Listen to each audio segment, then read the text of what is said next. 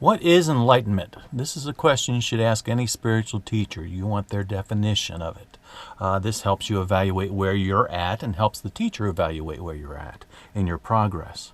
My definition used to be the ability to see your thoughts, to be able to distance yourself, to separate from them, and to see your thoughts. That's no longer true. That's no longer my definition. That's actually a result of enlightenment. In 2016, there was a study done by neuroscientists on the effects of LSD on the brain.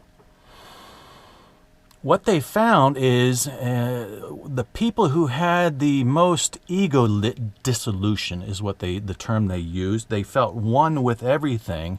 When they were studying their brain in the brain scanner, the MRI scanner, they found something very unusual with all these volunteers. They found that two normally disparate parts of the brain were active at the same time and communicating. One network is the part responsible for introspection, me, the personal, whenever you're thinking about yourself. The other part, which was active, was for the impersonal, when you see other and stuff, when you look at a tree or whatnot.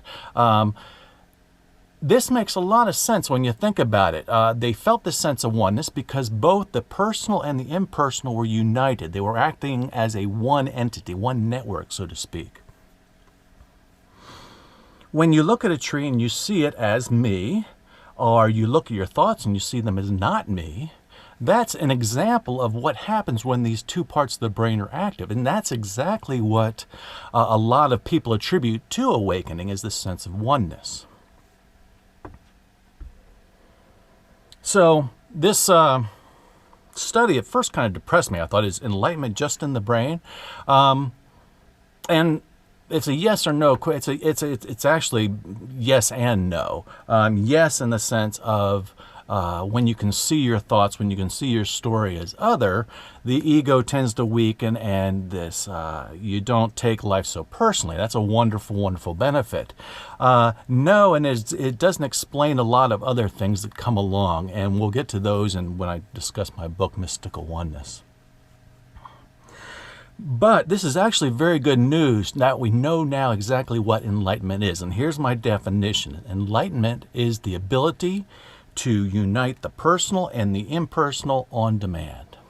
The on-demand clause might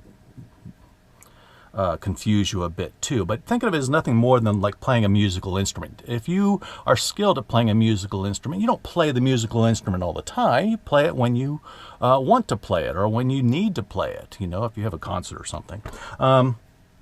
But there's no reason to stay in this unified state of consciousness when you want to deal with others. When you want to interact, you come out of that state and you interact. You contract into the separation again. Even though it's not the absolute truth, you still use this now as a skill to come in and out of this awakened state of the unified personal and impersonal, or not. You separate them when you want to deal with the world of separation.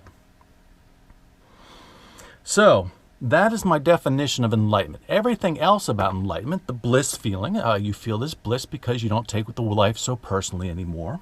The feeling of oneness, all boundaries are seen as mental concepts, as other, and they drop away. There's both sides of the room, so to speak, are lit up.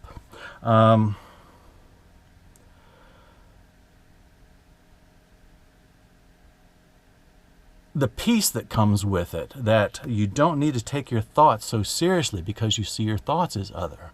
When you see all the world out there as being a part of you, in other words, you're taking the impersonal normally and bring it into as the personal. It's all part of me. That creates a powerful sense of connection and a feeling of not quite love. That comes from a different area, I believe. But like I said, we'll get into that later.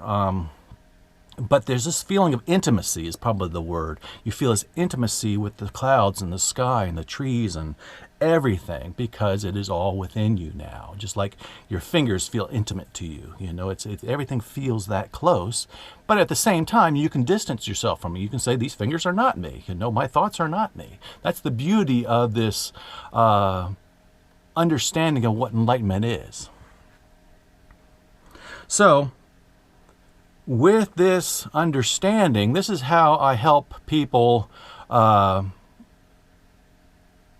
progress through mystical oneness. I call it the 9 aspects of being because there are different steps. But if you cannot unite the personal and impersonal on demand, then you work on the aspects prior to awakening, prior to what I call the witness aspect. If you are able to do that, then I have you work on the aspects post-awakening, which just helps you integrate with the world, this new awakened state.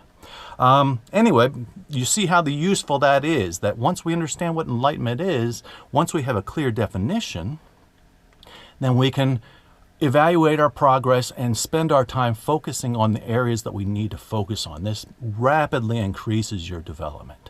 So I hope this helps. The next video will address the other questions and stuff, how I apply these teachings. Thank you.